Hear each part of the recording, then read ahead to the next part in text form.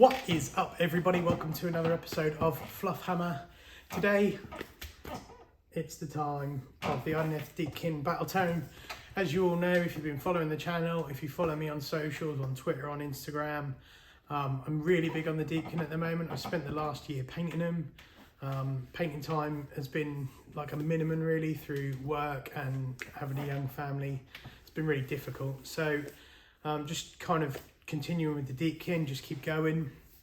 I've painted up close to probably like 3,000 or 4,000 points now. I've probably got another 2,000 points in the form of 6 Morsar Guard, another 6 Morsar Guard. I've got 4 more Alopexis to paint up. I've got an Eidolon of the Sea, the wizard one, and I've currently started Levidon as well. But as you can imagine, I was mega excited for this book. So I'm going to read it through and then I'm just going to give you a rough idea of like what I think when it comes to army lists, how I think it's going to change it from the last book, and also just a couple of army lists that I'm looking forward to trying out. So let's get into the video. So here we are. Absolutely awesome front cover. Actually quite inspired by this. I would actually think it would be quite nice to try and do a flaming weapon, or like water flames, magical flames, whatever it is. Yeah, really like that, and I love the red and I suppose like sandy tones on the deep mare, so I'm going to take inspiration from that. Really like that picture. Then we get into this kind of underdark background, really like that too.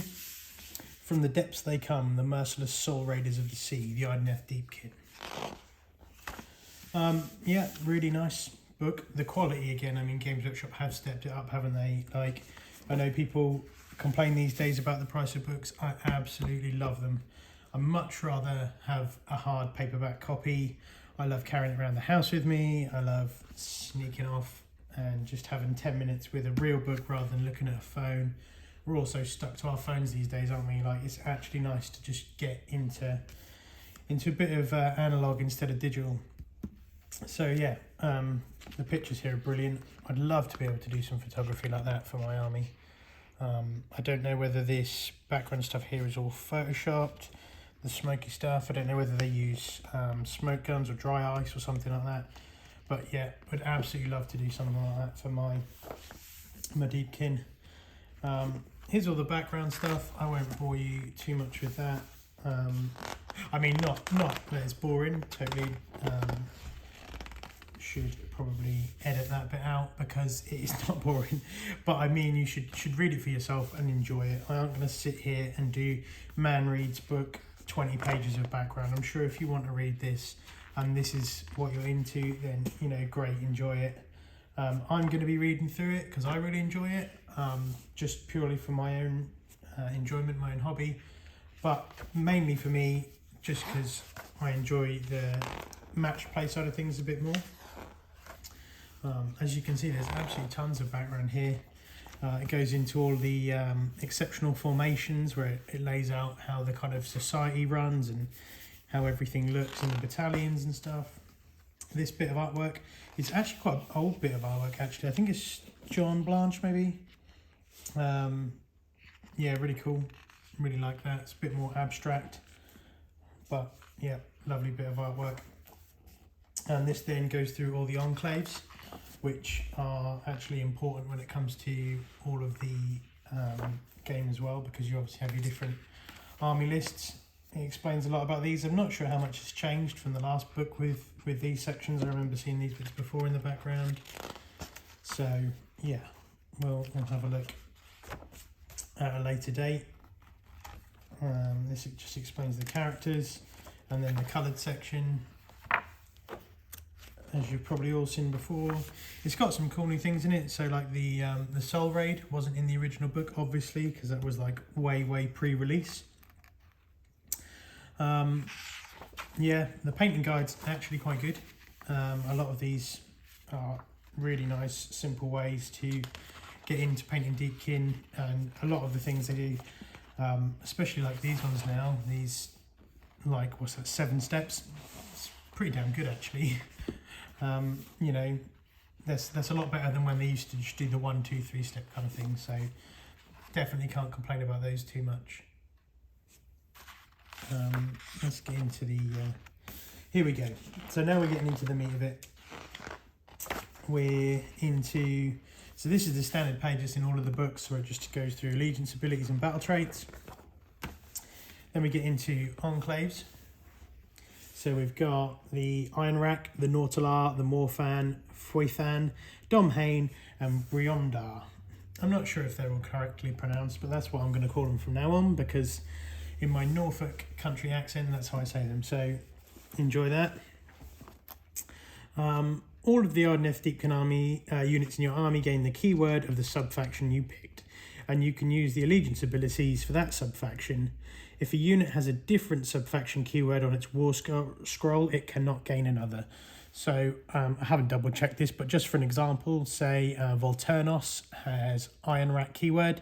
That means you cannot put him in Foithan and use Foithan keyword rules, because he's specifically already Ironrack in his war scroll.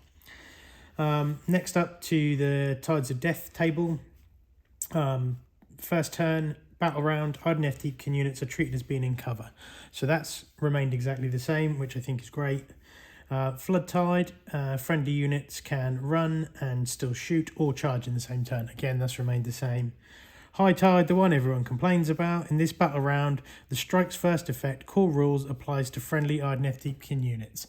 There's been a lot of fuss about this, and I honestly, having used Deepkin now for a year, everyone kind of makes it out like you get to turn 3 and it's game over. It is not. It really is not. I played recently against Thunder Lizards, and I think about 1,000 points of Deepkin failed to even kind of half damage Bastiladon. I had like Voltanos, Levidon and Eidolon charged into a Bastiladon and just bounced off him. So it's not as clear cut as that. And I think also with the points increases in this army being quite heavy, a lot of the units are the armies are very small, the units are smaller. You don't really know how much you're going to have left by turn 3, although you can flip the tides to 2, which is what I'm really leaning into at the moment. I think flipping the tides, although you really want the cover on the first battle round, I think flipping the tides so you can crack out straight away, kind of break out turn 1, charge and just get into it turn 2, I think might be a better way of going about it. I never did it in the old book. I wish I would have at least tried it out, but I think with the points going up and everything like that, and I think there, you know, some things have got a bit more teeth, you know, the Achillean guard and stuff. We'll get to them in a little while, but yeah, there's a bit more teeth in the book. So yeah, High Tide's still great. Ebb Tide, you can retreat and still shoot or charge, and then you repeat with Low Tide, which is the cover again.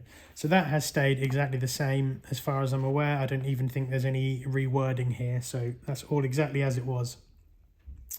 Forgotten Nightmares, friendly Idoneth Deepkin units can only be picked as the target of a shooting attack if they are the closest eligible target to the attacker model.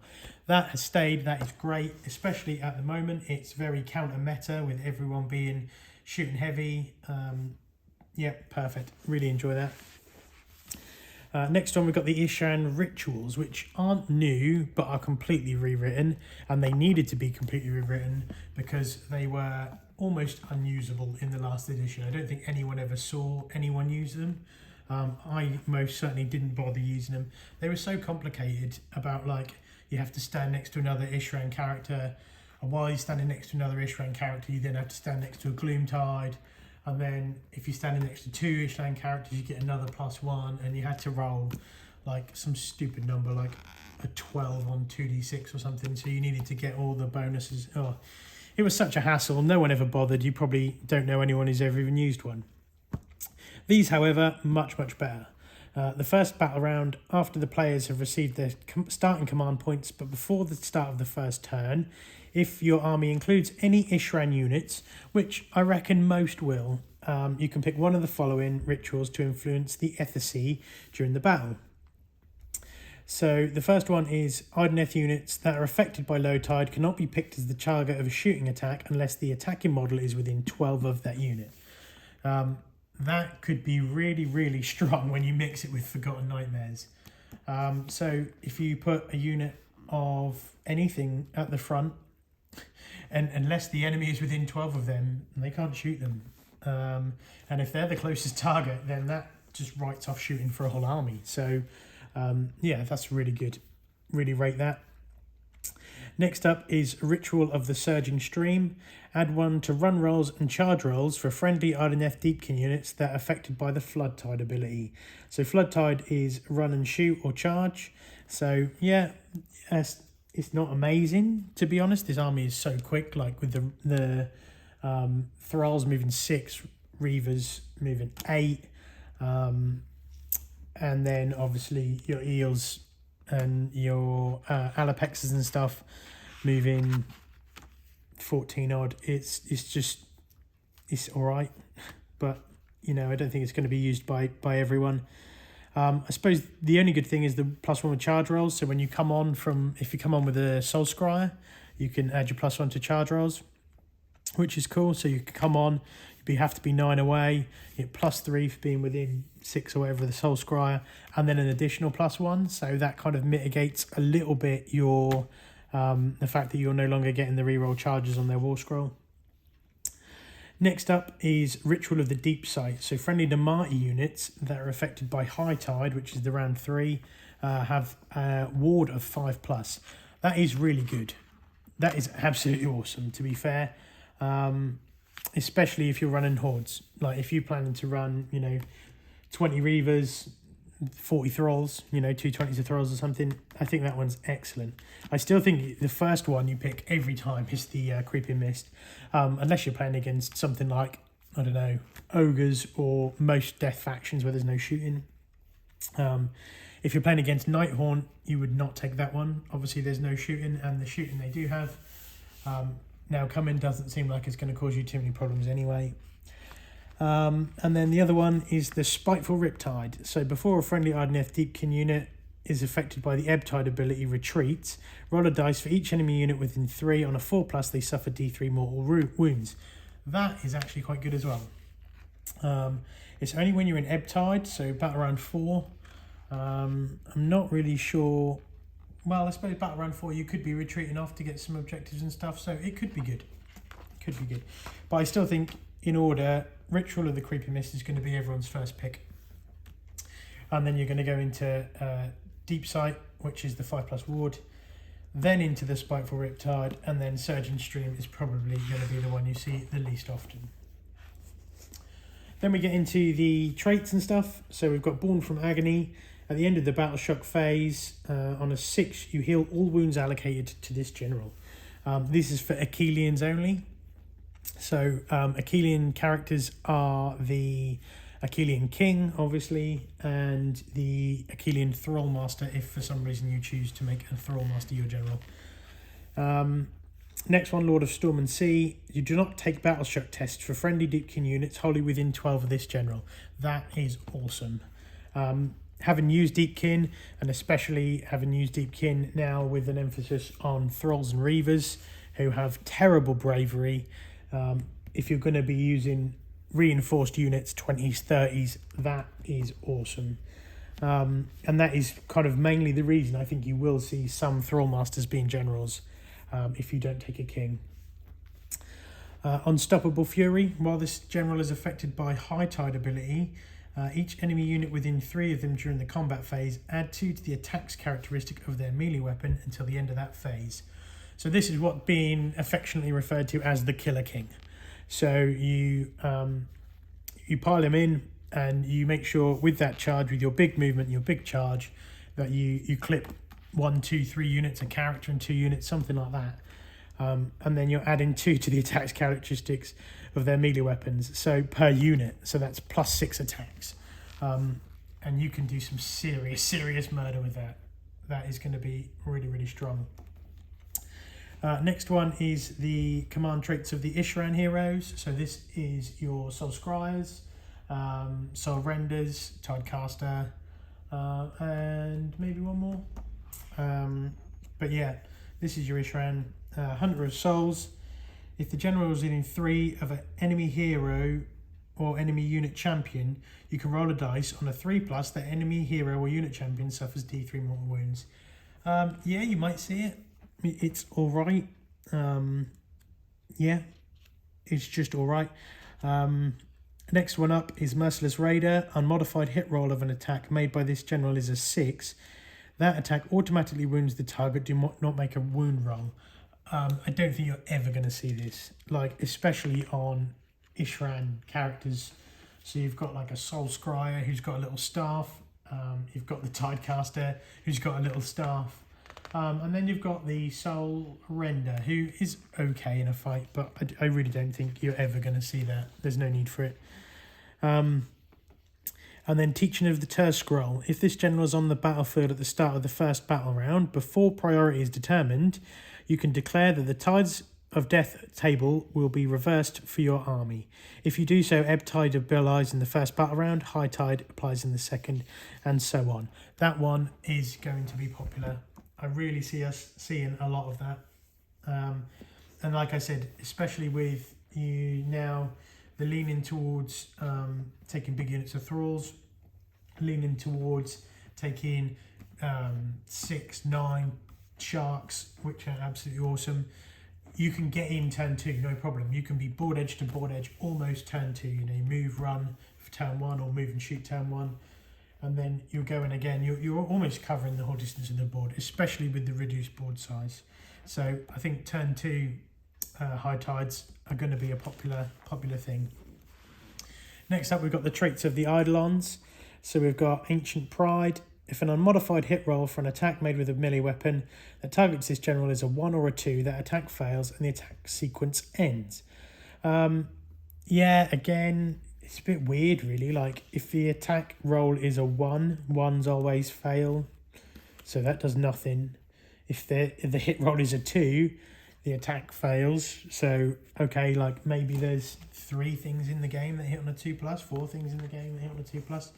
I can't see it being anything that you're going to decide is going to be game-changing or worth taking over some of these other ones, like the Killer King or Flipping the Tides. Nightmare Legacy is the next one. Aspect of the Storm only. At the end of the charge phase, pick this general to carry out a monstrous rampage, even though it is not a monster. So, I don't even think it says once per game, does it? Aspect of the Storm only. At the end of the charge phase, you can pick this general to carry out monstrous rampage. Okay, so that isn't even once per game. That's awesome. I thought that was once per game. It doesn't say it, so that's pretty good because he retreats and charges well, and he heals wounds as well when he charges and stuff. So you charge in, kill, or monstrous stomp, attack, kill, retreat, charge, heal, attack, stomp. Absolutely awesome. Love that. And then Aspect of the Sea only. If this general successfully casts a spell that is not unbound with an unmodified casting roll of a 7+, you can attempt to cast 1 extra spell in that phase. So again, you can just go 7+, great, get another spell, 7+, great, get another spell. I don't think that's going to be mega used. There'll be a couple of lists that might be quite techy and they'll try and work around that. The spells are good, but they're short range. You don't want your caster in the middle of a fight, I don't think. He can hold his own, but I mean, with the things that are out and about at the moment, if you stick him 12 inches away from something, you're probably going to get Archaeoned or, you know, Vanguard Raptored or something spicy like that is going to, or Dragonfire. I didn't want to mention the dragons. It's a touchy subject at the moment. But yeah, I think you might see play, but not very often, I think. Next up is the Achillean hero artifacts. So into artifacts here now instead of command traits. Disharmony stones. Again, I don't think anyone's going to use them. There's a lot of chaff about. Once per battle, you can do a mortal wound or D3 mortal wounds or something. Not going to be used hugely. Next one is the Potion of Hateful Frenzy. Add 1 to hit roll and wound rolls for attacks made by the bearer. Add 1 to the attacks characteristics of the bearer's melee weapons. Add 1 to run and charge rolls. However, at the start of your next hero phase, suffer D3 wounds and cannot pile in until the end of that turn. Again, don't think that's going to be used. Achillean heroes, you've got a 7 wound king or a 5 wound Thrall Master. So, you're basically looking to lose half your wounds on an unlucky day on either of the characters. So again, I don't think you're going to bother with that. The Armour of the Thigh, which is the unmodified for a hit roll that targets the bearer as a 6. All effects that would be triggered by that roll are ignored. So if you get charged by Bloodletters and they roll up a 6 to hit and it automatically causes a mortal wound, that ends that attack sequence. That is actually awesome. How effective it's going to be, I don't know how often your Achillean king is going to be getting charged by a unit of Bloodletters. There's a few other units in the game that does stuff like that. It's great against, like I just said about the Vanguard Raptors, any unmodified hit rolls. So if you're going to Vanguard Raptor him, you put him at the front, any 6s do 2 mortal wounds and you just negate that. So I think that will see play. That's one of the better items in the book, and I think it's original as well. I really like that. It's good. Next up, we're going to go into Ishran artifacts, the Dritch Leech. Subtract 1 from casting rolls, unbinding rolls, and dispelling rolls for enemy wizards within 18. This has no effect on Idoneth Deepkin units. It's okay. Nothing special, I don't think. Nothing you're gonna write home about. Next up, we're going to go into what we got here, the Rune of the Surging Gloom Tide. Once per battle, at the end of your first movement phase, you can say that the bearer will summon a Gloomtide Shipwreck from the Ethersea. If you can set up a Gloomtide Shipwreck wholly within 12 of the bearer, and more than 3 from all enemy models, objectives, and other terrain features, endless spells, invocations, and add it to your army. That is really good. Arguably, the Gloomtide Shipwreck has had one of the, if not the best upgrade in this whole book. I really think that through the last edition, it was possibly the worst war scroll in the whole of Age of Sigmar. I don't think there was anything that was quite as useless as that is. So that's good. I think you'll see it, and I'm planning to use it as well. I think it'll work nicely, especially with Namati Thrall hordes. And then Brain Barnacles. I think it's the same as it used to be. Subtract 1 to hit rolls and wound rolls within 2d6 if you pick an enemy hero. It's just a bit convoluted, and I don't think you'll see it. Eidolons, as you probably notice, one of the worst things is that there's no Cloud of Midnight. Sad face. Absolutely love that. I haven't seen it anywhere else, and I don't think it is. No. Cloud of Midnight is gone. Disappointed. I absolutely love that. But then, again, in the last edition, it was much worse anyway. So I don't really know why they got rid of it, because it was a lot of the times you used it in the charge subphase to stop people stomping you. So it wasn't anywhere near as effective as before. But either way, so we've got the Bioshock Shell. A lot of these are quite hard to say, Bioshock Shell. Basically, if you do so, pick an enemy hero within 9 of the bearer that is visible to him, roll 3 dice. If the roll is greater than the hero's bravery, Strike Last effect applies to the enemy hero until the end of that phase. Again, that's pretty cool. If you have someone close by that you want to make go last, it works, does a job.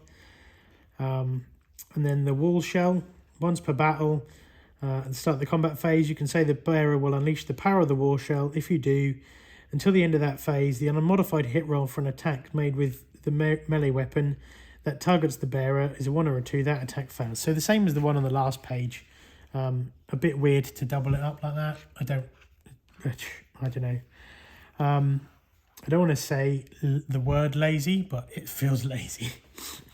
Next up is Kraken Tooth. Once per battle in your shooting phase, you can pick one enemy unit within 12 of the bearer that's visible to him. Roll a dice. The bearer suffers D3 mortal wounds. So, yeah, not great. The Kraken is released. The target suffers D3 mortal wounds. That's much better on a 2 to 5. And on a 6, a tasty morsel. Pick one model from the target unit. If it has a wounds characteristic of less than 10, it is slain. So it could work. I mean, it's once per battle. It's once per battle, D3 mortal wounds, basically, on a 2's up. 1 in every 6 games, you might just get to remove a model, which would be all right if you could, take out something with less than 10 wounds, like an Alopexis or something like that. It'd be awesome. But other than that, I don't see you're going to get a huge amount of value out of that. Next up, the Bond Beast traits. So this is for your Deepmare and Levidon. For the Deepmares, they're all the same as they used to be. So if you've seen the Morathi update, that's in there. First one is when you charge, you do D6 mortals instead of D3. Savage Ferocity is add 1 to the attacks characteristic of this unit's fangs, talons and tails, which is good. And then the one which I think almost everyone will take, which is Void Chill Darkness, -1 to hit rolls for attacks made by enemy units that are within 3 of this unit. So that's great. So you charge into a corner of a unit with all your Thralls, with all your Idolon, everything like that. Their whole unit, say it's 30 Witch Elves or something, that whole unit is -1 to hit. Really good. Rate that a lot. The Levidons are exactly the same as well. So you've got the... if the rend characteristic of a weapon is -1 rend, change it to dash. So you ignore rend 1. But if they're rend 2, you don't reduce that to rend 1. So you just ignore rend 1. So it's okay. But maybe won't see a ton of play. Next up is the Denzian of the Darkest Depths. Subtract 1 to wound rolls for attacks made by melee weapons that target this unit that have a damage characteristic of 1. Again, alright. Are you really that worried about damage roll 1 things against your Leviathan? I don't think so. But what -1 to wound is good. But to be honest, the things that are going to be murdering it aren't going to be doing damage 1, are they? So I wouldn't bother with that one. And then this one, I think the most popular and still will be the most popular, the Reverberating Carapace. Leviathan, increase the range of the unit's Void Drum from 12 to 15. So that's your little AoE area of effect with the Leviathan.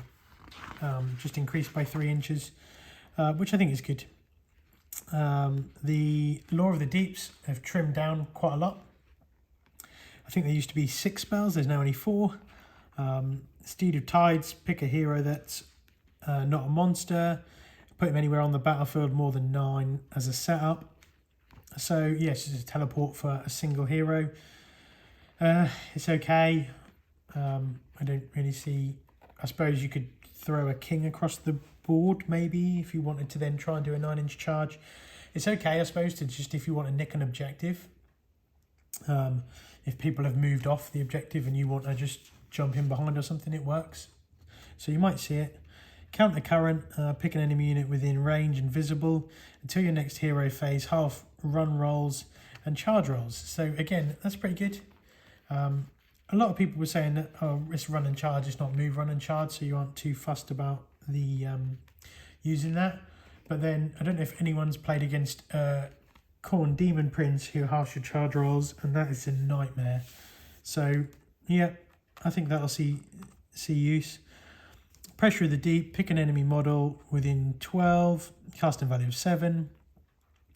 If the result's greater than that model's wound characteristics, it's slain. Again, you might be trying to take out a goblin hero or something like that, but I think most of the time now it's got to be greater than, so you won't be taking out any Iron Jaws heroes or ogre heroes or anything like that. I think that spell is kind of very limited. There's like a lot of armies where that will have no effect at all, so I don't think you're going to see that at tournaments especially. You might see it narratively, but yeah, don't think you'll see that at tournaments.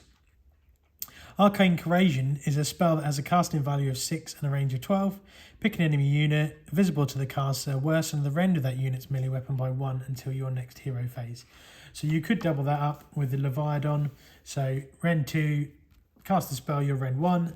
I ignore rend 1, you're rend 0. That's quite cool. and I think it will see play. I think mainly you'll be taking ones like that if you are taking the aspect of the sea, the Eidolon, because I don't think you're going to want a Tidecaster within 12 of something that's about to get into melee. Next up, the Enclaves. These have changed totally, which is quite cool. I think the Iron Rack, you get a heroic action. You can carry out one friendly Achillean unit within 12 of that hero. You can be affected by Flood Tide or Ebb Tide from the Tides of Death. So, yeah, it's all right. I think compared to the others, you aren't going to use that. Next one, Nautilar, Crushing Assault. If you do so, change the rend characteristics of the Levidon sides and fins to -3. That is pretty cool. So it's a monstrous rampage, so you give up your stomp to become rend 3, so it will be target specific. You know, if something's got really good armor, rend 3 is probably going to be no better than just doing kind of deep, you know, mortal wounds from the stomp or something. But if they've got kind of mid to low armor, like a 3's up or worse, then the -3 rend is going to be the way to go, because you give up, say, two mortal wounds on average to then get those attacks through without an armor save. So yeah, it's got use. Morphan, the soul renders add 3 to the number of slain models that they return. So with your soul renders, you add D3 models back to a unit. You just get D3 plus 3, which is good. Foythan, you're going to hear it right now. Foythan is going to be the most used by quite a distance, because you can pick 3 Alopexis and include them as your army as a bloodthirsty shiver, and they become battle line, which is awesome. And if you do so until the end of the phase, and the unmodified hit roll for an attack with that unit's ferocious bites is a 6, it scores 2 hits on the target instead of 1. So that is awesome. If the attacking unit is within 3 of 1 or more other units from the same shiver, its bite scores 3 hits instead on a 6 roll instead. So that is amazing. So you'd run them around in a 3, and one of them basically becomes like the champion. And on a 6 to hit, it does 3 hits with every bite attack. Amazing. Absolutely amazing. Yeah. This one, I think, is possibly going to be competing with this. I think you've got the 2 options. I think the Foythan is strong. Domhain is just as strong.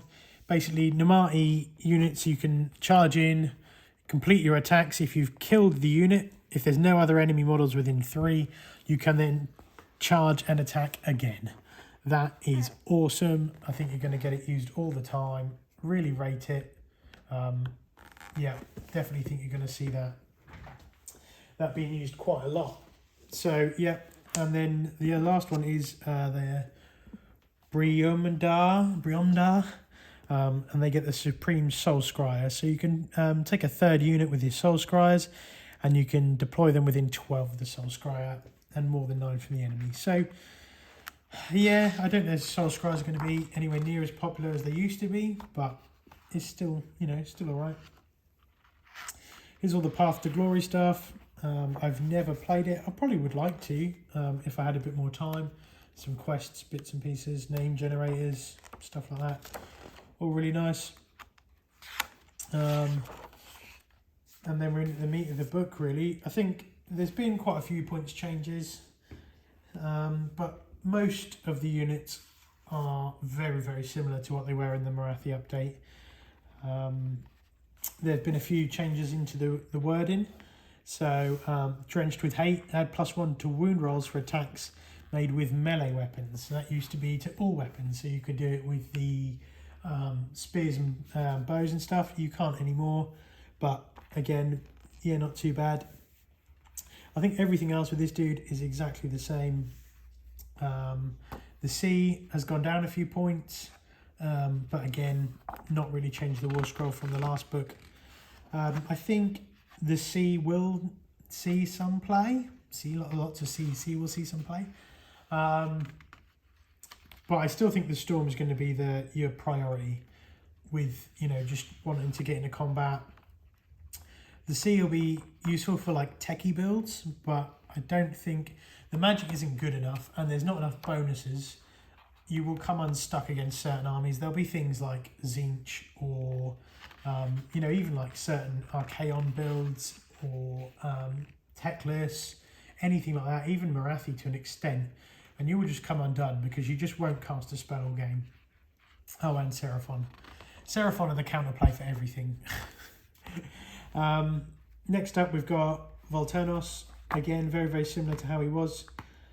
3's up, spell ignore, +1 to hit rolls with Achillean units, wholly within 12. And then on the high tide, you can do the +1 attack to Idoneth Deepkin units, but that doesn't affect mounts and stuff now, so that's not as good either. Achillean King hasn't changed either. You can still do +1 attack with him, but I think it's D3 units. Yeah, D3 units with him, so it's just a slightly weaker version. You're just going to have to roll it off and dice it up instead of going for Voltanos. You'll just have to see how you get on.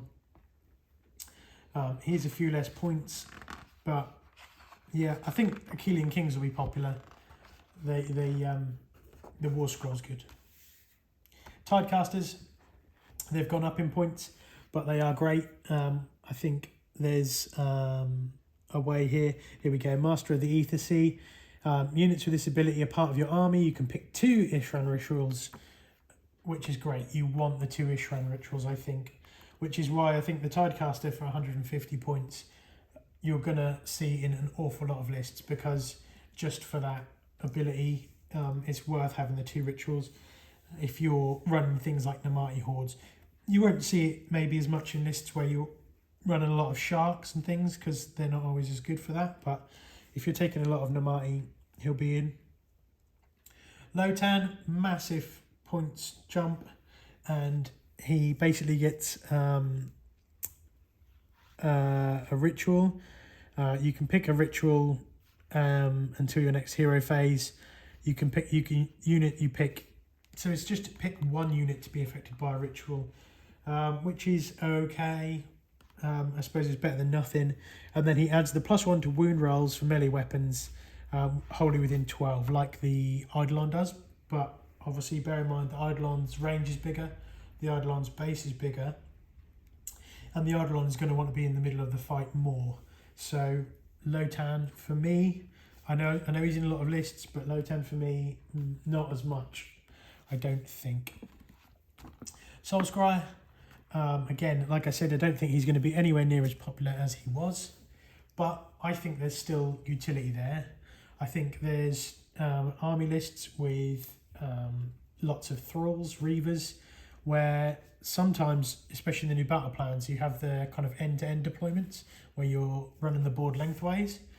I played that last tournament I went to. I played the lengthways, a couple of lengthways missions, and even with the distance I could cover, I found it hard to get to the enemy. And that allowed them to sit, build a castle, fill everything with buffs. I think that is just such a good disruption piece to just be like, right, okay, here's 10 Reavers and 20 Thralls behind you. That changes everyone's game plan. Do you know what I mean? Like they have to think about, you can just come on, and especially if you give away the first turn, if you get the choice, you give that first turn away. On your first turn, you appear at their board edge, you flip the tides. Their turn 2, they have to deal with you behind them or beside them, either way, and it's turn 2 and it's high tide. So they then try and deal with you, and if they can't shoot you off, you'll go in first when they charge you, which is awesome. And then they're going to have to deal with you coming from both directions. So I think actually it's not popular at the moment. I think with all the reviews I've listened to from other people, Soulscry is not a goer, but for me, I think he's going to see play, and I think especially if you're going to take a Namati Horde, he could be in there. Soul Render, again, very, very similar. All of these Ishran characters have gained a 5+ ward save, which is cool. It's great. I like that rule actually, and I would like to see it across other books, because there's too many of these little support characters. I'm sure you've all seen the meme like just shoot the heroes. Yeah. definitely think that is a good upgrade. Elathane, it's nice to see him in the book with the Soul Raid. I think for the points you're going to pay, he can only, even though he's like a soul render, he can only heal the Soul Raid. Yeah, it's all right. Cool models. I'm painting them up right now, actually. Love the models. But I don't think you'll see it in match play. The Achillean Guard and the Morsar Guard, again, very similar to how they used to be. You're ignoring the modifiers on the so-called defensive eels, which are your Achillean. They're the ones that will be referred to as defensive eels and offensive eels, or the salmon cannon. But we're going to go with Morsar and Achillean for this review. They have lost their inherent War Scroll reroll charge, which I think is a bit of a kick in the teeth. And they're both up now to 195 points for 3, which is actually very expensive. I think the attacks have got slightly better. They've kind of put the fangs and tails all into one. The fangs used to be good. It used to be damage D3, but I think it was only 1 attack. And then you used to get a few like tail attacks, but I think having it all in one, it simplifies the War Scroll, which is good. And it's probably, I think statistically you do a little bit more damage. So can't complain too much about that. The Hellsaber on the Achillean has got Rend 1 as well, which is slightly better. Didn't used to have Rend before. But I still think if you're going to take anything, it's probably going to be Achillean, and you're going to take them as just a shield to put in front of everything. But I don't think full eel builds will be a thing going forward. I might be wrong. Now we get into the spicy part, the Alopexis. They are awesome. I've got, I think, 6 or 8 of these. I've got 2 fully painted, 2 half painted, and 4 black. Yeah, so I've got 8, 4 just black undercoated. I don't know if I'm going to get around to painting them all for this year's tournaments for sure, but they are so cool. The harpoon launchers have been upgraded to damage D3, which is amazing. 4 shots at damage D3, Rend 1, range 24, 3s and 3s, strong. Next up, we go into the Levidon. Absolutely awesome. It's got obviously the damage D3 on the 8 shots. So it's good at that. There's obviously the option to make the attacks up to Rend 3. So you're still getting 6 attacks from the guys on top, 3s and 3s, which now have Rend 1. Don't believe they used to have Rend on that. The massive scythe fins are still the same. And then you've still got the crushing jaws that are the same. Obviously, I think it was the Nautilar Enclave where you could use the monstrous ability to make it Rend 3 on those attacks. Still does the crushing charge if you carry out a stomp on a monstrous rampage. On enemies that have 1 wound, on a 2+, it suffers D6 instead of D3, so that's good. Obviously still flies, everything like that. The only thing is, it is up to like an absolutely mighty 500 points, which is a heavy tax when I think 3 sharks are better, unfortunately. 16 wounds on this, 8 wounds of sharks. You're going to get 8 extra wounds if you take 3 sharks. You're going to get 8 shots with this. You're going to get 12 shots with 3 sharks. So yeah, that is the only thing. I think it's a bit pricey at 500. I think 440 probably would have been a nice kind of target points for that. I think it's probably 60 points over, to be fair. But I think I'm still going to include it. It's such a great centerpiece in my army. And I think in the right builds, it's great. Like if you're going to make the most of the Void Drum, where you're adding +1 to save rolls for Deepkin units wholly within 12, I'm going to take the Carapace mount trait, which means everyone within 15 is +1. That is going to go nicely with Nomati Thralls, Nomati Reavers. So the Thralls on 5s up save, that's going to be going to a 4s up with the Levidon, and then maybe even obviously 3s up if you get the cover, because it's no longer, it doesn't provide cover anymore. It adds +1 to the save. So as of like the Morathi book, you can double up that save with cover, which is good. The Thrall Master has actually, I mean, obviously he's totally new, so there wasn't any old rules for him.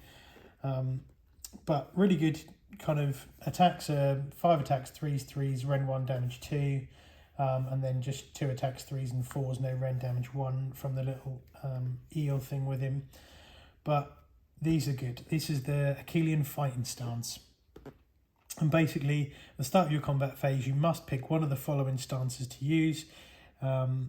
Each effect lasts until the end of that phase. Reroll all hit rolls of 1 for made with melee weapons by this unit and all friendly Namarti units wholly within 12. Which is obviously mega useful. If you can get 2 units of 20 Thralls within 12 of him in the centre, then that is a lot of 1s re-rolling to hit, especially when you're hitting on 3s. Statistically a massive buff. Wave the Riptide, Namarti unit only within 12 of this unit. If a hit roll is a 6, the attack scores 2 hits instead of 1. That, I think, is even better. You know, absolutely awesome. And then subtract 1 from wound rolls for attacks that target this unit and friendly Namarti units wholly within 12. That's also very good. I think all 3 of them will see play, all 3 will get used, and I think they are awesome. And I think, to be fair, out of all the on-foot characters, that he's the cheapest. I think he comes in, off the top of my head, at about 110 points, something like that, 115. Absolutely awesome. And I love the model. Next up, the Thralls. They're exactly the same as they were. So 2 attacks, 3s and 3s, Ren 1, damage 1. They get +1 attack if you're attacking single wound creatures, and then +1 damage if a target model has a wounds characteristic of 3 or more. That might have changed. I think that used to be 4. So that might be quite good. If that has changed to 3, that would be useful. Reavers have had a total rewrite, I think. Well, not a total rewrite, but they have had a few definite upgrades. So you're on two attacks. So you used to have like 2 different ways to shoot. You could do 1 shot at longer range, 3 shots at short range. They've settled with 2 attacks at the mid range. Well, I think that is the long range on what it was on the old ones. So now when you're coming on the board edge 9 away, you are in 18 for your full kind of double shot attack. And then you add +1 to hit rolls if you're within 9 of the target. So you obviously won't be able to come on the board and do that, but that makes them even better. So 2 shots, 2s and 3s, and they've got Ren, which they didn't have either. So massive buff for the Reavers. They've gone up to 170, which, I mean, they are seeing play. People are using them, so they're obviously good enough, but I think that's a lot for 10 wins and a 5-step save. Like, we all know how easy that is to just delete that unit like straight away with very, very simple things. So yeah, I don't know, it's very glass hammer. I'd probably more take them as a support unit than build an army around them, but you never know. And then the Gloom Tide Shipwreck, this has had basically a total rewrite.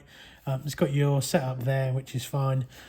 You can it's a defensible terrain that can be garrisoned by 5 models that have a wounds characteristic of 5 or less that don't have mount. So it's pretty much just Thralls and Reavers. If this terrain feature is set up as a large Gloomtide Shipwreck, it has a defensible of up to 10 models. Okay, so you can set it up as 2 halves and do 5 in each, or you can set it up as a big one and put 10 in it. And then this is the cool bit. Idoneth Deepkin units that do not have a mount have a ward save of 5+ while they were wholly within 6 of this terrain.